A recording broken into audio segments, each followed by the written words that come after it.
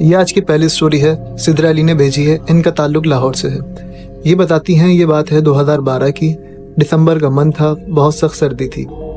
हमारा घर 3 फ्लोर पर बना हुआ है, ग्राउंड फ्लोर, फर्स्ट फ्लोर और सेकंड फ्लोर। ग्राउंड फ्लोर पे मेरे चाचू रहते हैं जो न्यूली मैरिड कपल हैं। फर्स्ट फ्लोर पे मैं रहती हूँ, मेरी फैमिली है। फैमिली में मेरा छोटा भाई है, मुझसे छोटी बहन है और मेरे मामा बाबा हैं। बहन भाइयों में मैं सबसे बड़ी हूँ। और सेकंड फ्लोर पे मेरे ताया जान रहते हैं, ताई जान है और उनकी एक बेटी है। थोड़े ही दिन में मेरी एक खाला की शादी शुरू थी। उसका इनविटेशन देने के लिए मेरे मामू और मेरी नानी एक दिन हमारे घर आए और हमें इनवाइट किया। इवेंट 2 दिन बाद से शुरू था। पहला इवेंट मेहंदी का था, हमने वहाँ पे बहुत एंजॉय करा और रात को 3 बजे हम अपने घर वापस आ गए। नानी का घर हमारे घर से थोड़ा ही फासले पर था। इवेंट से रात को हम 3 बजे वापस घर आ गए। हम सब बहुत ज़्यादा थके हुए थे, तो इस वजह से हम लोग टाइम से सो गए। थकान की वजह से मैं भी जल्दी सो गई। मेरी बहन लाइबा जो बहुत खामोश थी वो भी आकर सो गई। हम एक ही रूम में सोते थे। रात को मैं सो रही थी तो सोते वक्त मेरी आंख खुली प्यास की वजह। पानी पीने के लिए मैं जैसे ही उठी तो देखा लाइबा अपनी ड्रेसिंग के बाद बैठी हुई थी।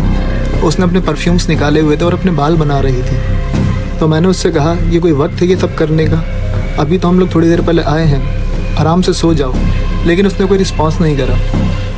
फिर जब मैं उसके उठ के पास गई, मैंने उसके कंधे पे हाथ रखा और कहा कि तुम कर क्या रही हो, ये वक्त तो देखो क्या हो रहा है।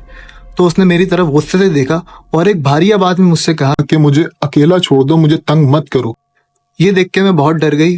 फौरन मैं बाबा के पास गई। उन्हें उठाकर मैंने बताया कि लाइबा इस तरह की हरकत कर रही है। तो बाबा मेरे साथ आए।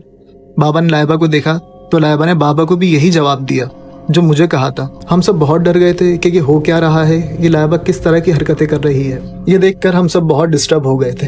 इतने में मेरे बाबा ने मेरे छोटे भाई से कहा कि जाओ और ताया को बुला कर लाओ। मेरा भाई ऊपर गया, ताया को बुला कर लाया। मैं नीचे से छोटे चाचू को बुलाने चली गई। हम सब ऊपर आके जमा हो गए और हम सब से ये लाइबा की हालत देखी नहीं जा रही थी। मेरे ताया जान एक पीर साहब को जानते थे।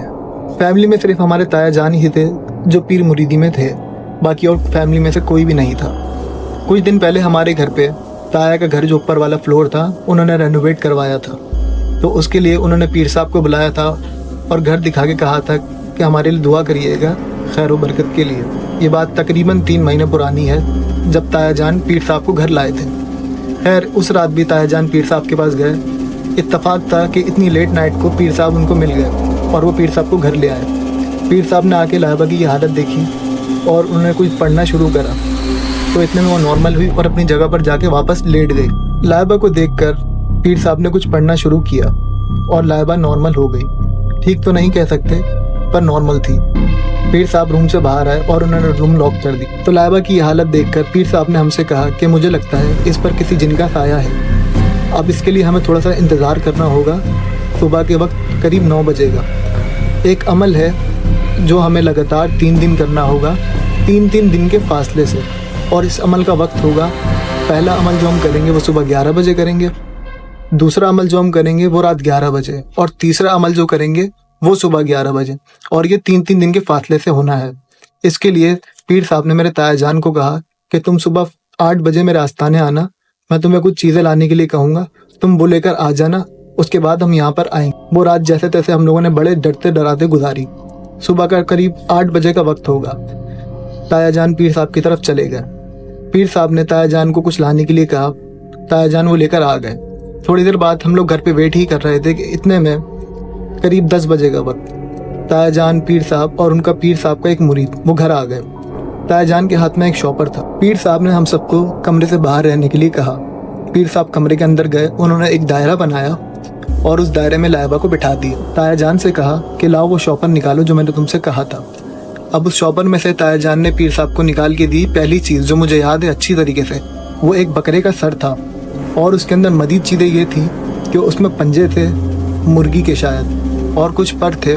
और पीर साहब ने कहा कि लाइबा का कंगा भी मुझे ला के दो जिससे वो बाल बनाती है। और लाइबा को दायरे में बिठा दिया और एक काली चादर ली और लाइबा के ऊपर डाल दी और कुछ पढ़ना शुरू करा। थोड़ी देर अमल करते रहे वो। उसके बाद उन्होंने बाहर आके हमसे कहा कि मैं अभी 1 मिनट के लिए दरवाज़ा बंद करूँगा, कोई डिस्टर्ब ना करे, कोई अंदर ना आए। 1 मिनट हुआ होगा, पीर साहब अंदर गए। 1 मिनट से पहले ही करीब वो वापस आ गए। आकर उन्होंने कहा कि मुझे उम्मीद है कि जो भी इसके ऊपर साया है वो चला जाएगा। अभी हमने पहला अमल करा है, दूसरे अमल तक फ़र्क पड़ेगा। आप लोगों को परेशान होने की ज़रूरत नहीं है। तो हम सबको काफ़ी इत्मीनान हुआ कि चलो पीर साहब ने कहा है तो होगा ऐसे। पीर साहब ने ये अमल करके वो अपने घर को वापस लौट गए और लाइबा अपनी जगह पर जाके लेट गई थी। ये दोपहर का वक्त होगा, तकरीबन 1 या 2 बजे का वक्त होगा कि मेरी कज़न ऊपर से भागती हुई आई और बहुत घबराई हुई थी और कहने लगी कि जल्दी ऊपर चलो मेरे साथ, वो देखो वहाँ पे क्या हो रहा है। तो हमने उससे कहा कि सब खैर तो है, बताओ हुआ क्या है। तो उसने जो बताया वो सुनकर हम सब बहुत हैरान हो गए कि ये कैसे हो सकता है। उसकी बात पर हमें यकीन नहीं आ रहा था। खैर इतने में मेरे बाबा भी आ गए और उन्होंने मेरी कज़न की ये हालत देखी तो बोला, बेटा हुआ क्या है। तो वो कह रही कि मैंने देखा है लाइबा ऊपर हमारे घर में, हमारे ही कमरे में अपना सर दीवार पर मार रही है और उसके सर से बहुत खून बह रहा है। ये बात सुनकर हम बहुत हैरान हो गए। मैं फ़ौरन लाइबा के कमरे की तरफ गई और दरवाज़ा खोल के देखती हूँ तो लाइबा अपने ही जगह पर लेटी हुई थी, बेड पर, जहाँ वो सुबह लेटी थी। तो मेरी कज़न ये देखकर बहुत हैरान हो गई और हमसे कहने लगी कि ये अभी तो ऊपर थी। हमने बोला चलो हम तसल्ली के लिए ऊपर भी जाके देख लेते हैं। हम ऊपर गए तो वहाँ पे सब नॉर्मल था, कुछ भी नहीं था। तो इस पर मेरे बाबा ने कहा मेरी कज़न से कि बेटा घर का माहौल ऐसा हुआ है इसलिए तुम्हें कोई वहम हुआ होगा, छोड़ो तुम इस बात पर ज़्यादा ध्यान मत। ये बात भी पूरी ख़त्म हो गई। रात का वक्त होगा, करीब 11 बजे का या 12 बजे का। हम सब सोने की तैयारी कर रहे थे कि इतने में नीचे से चाची की चीखने की आवाज़ आई। इस आवाज़ पर पूरा घर जमा हो गया और हम नीचे गए तो चाची ने बोला कि लाइबा किचन के अंदर खड़ी है और चाकू से अपना ही हाथ जख्मी कर रही है। तो हम फ़ौरन किचन की तरफ बढ़े पर किचन में कोई भी नहीं था। अब ये चीज़ हमें परेशान कर रही थी कि सुबह कज़न के साथ और रात में चाची के साथ ये हो क्या रहा है। हम ऊपर रूम में गए तो लाइबा वैसे ही अपनी जगह लेटी हुई थी। उस रात भी हम लोग बहुत खौफ की हालत में सो गए। सुबह के वक्त मैंने देखा, जब मैं उठी और रूम से बाहर आई, मेरी अम्मी ने एक ज़ोर की चीख मारी और वो लाइबा के रूम के बाहर खड़ी थी और लाइबा के रूम की तरफ गौर से देख रही थी। तो मैंने मम्मा से जाके पूछा कि क्या हुआ। तो मम्मा ने कहा कि बेटा वो देख। अब जब मैंने लाइबा के रूम में देखा तो लाइबा छत के पंखे पर बैठी हुई थी और अपने नाखूनों से उसने अपना चेहरा नोचा हुआ था। ये सब देखकर हम बहुत डर गए। इतने में तायाजान भी आ गए। उन्होंने लाइबा की हालत देखी और पीर साहब के पास फौरन भागे हुए गए। पीर साहब को बुला के लाए। पीर साहब कमरे में आए और उन्होंने कुछ पढ़ना शुरू करा। उनके पढ़ते ही लाइबा पंखे से उतरकर अपनी जगह पर वापस जाके बैठ गई। पीर साहब वापस बाहर आए और उन्होंने कहा कि अभी दोबारा दूसरा अमल करेंगे तो ये बेहतर हो जाएगी। ये पहले अमल की वजह से हो सकता है, इस वजह से ये ऐसी हरकतें कर रहा हो, इसके अंदर मौजूद जी। पीर साहब अपने घर चले गए। अब ये बात हमें थोड़ा परेशान कर रही थी कि कुछ सही नहीं हो रहा है, बल्कि बहुत अजीब अजीब चीज़ें हो रही हैं घर के अंदर। तो इस पर मेरे चाचू ने कहा कि मुझे लगता है हमें किसी और को भी दिखाना चाहिए।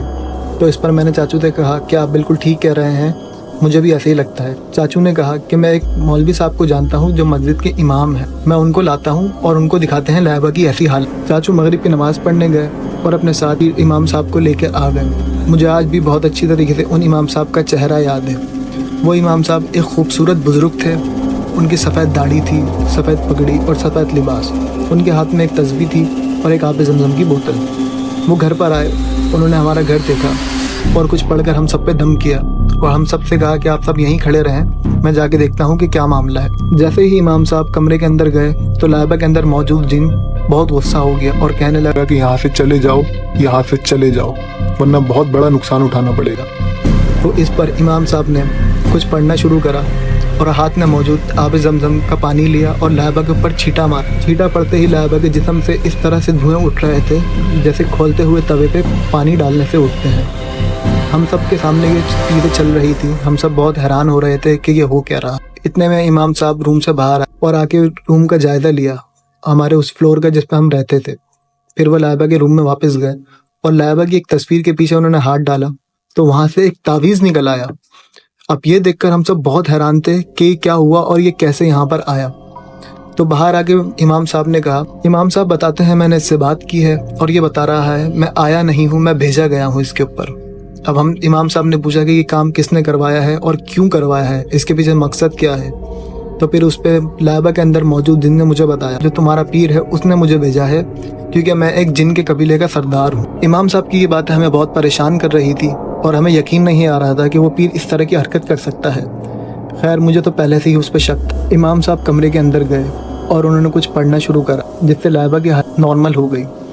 इमाम साहब ने लाइबा की हालत नॉर्मल होने से पहले उस दिन से पूछा था कि तुम किस मकसद से भेजा गया, तुमने मकसद तो बताया ही नहीं। तो जिस पर उस जिन ने कहा कि मैं एक जिन के कबीले का सरदार हूँ। मेरे कब्जे में 10 जिन होते हैं। तो पीर ने मुझसे कहा था कि तुम मुझे 10 जिन गुलाम बना के दो, मैं तुम्हें एक इंसानी रूह दूंगा। तो मैं तो इंसानी रूह की लालच से आया हूँ और अब मैं लेके जाऊंगा। इमाम साहब ने उससे कहा कि जिसने तुम्हें रूह का वादा करा है, तुम रूह उसी से लेना।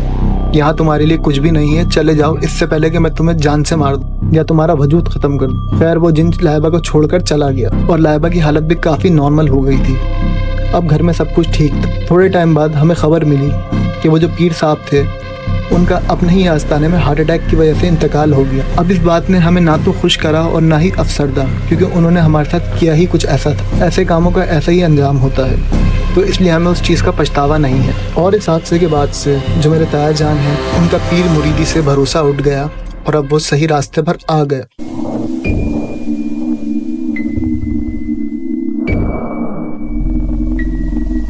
ये स्टोरी आमना फ़हीम की है, जिनका ताल्लुक कराची से है।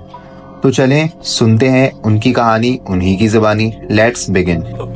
मेरे को तो ऐसा धक धक हो रहा है। मेरे को भी ये वाकया 2008 का है। हुआ कुछ यूं था कि मैं और मेरी छोटी बहन फर्स्ट फ्लोर के टेरेस पे रात 2 बजे बैठे चाय पी रहे थे। क्योंकि रात का वक्त था, इसलिए घर की तमाम लाइट्स तकरीबन ऑफ थी। बिल्कुल डार्क अजीब सा माहौल था। हमारा घर 3 फ्लोर्स पर कंस्ट्रक्टेड है। हमने देखा एक ब्लैक इंसानी फिगर 3rd फ्लोर से ग्राउंड फ्लोर की जानिब गया। मेरी छोटी बहन और मैं उसे देखकर ये समझे कि घर में कोई चोर घुस गया है। हम उसके पीछे शोर मचाते हुए भागे। ग्राउंड फ्लोर पे मेन गेट है जो कि लॉक्ड है। हमने देखा कि वो मेन गेट से आर पार होकर निकल गया। ये देखकर हम दोनों को जैसे सांप सूंघ गया। हम दोनों ने पागलों की तरह चीखना शुरू कर दिया। हमारी चीखें सुनकर बाकी घर वाले भी उठ गए और बहुत मुश्किल से हम दोनों ने खुद को संभाला और घर वालों को सारा किस्सा बयान किया। हमारी वालिदा ने हमें बहुत डांटा और रात को जागने पर पाबंदी लगा दी।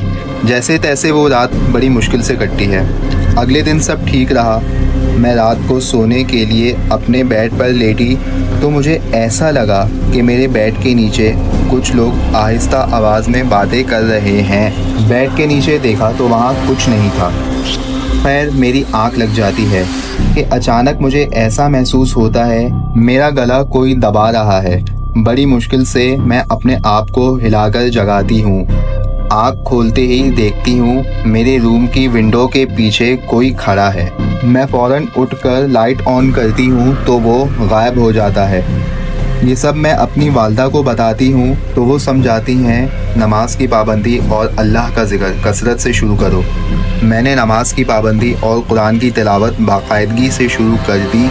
उसके बाद ये सब मेरे साथ बंद हो गया।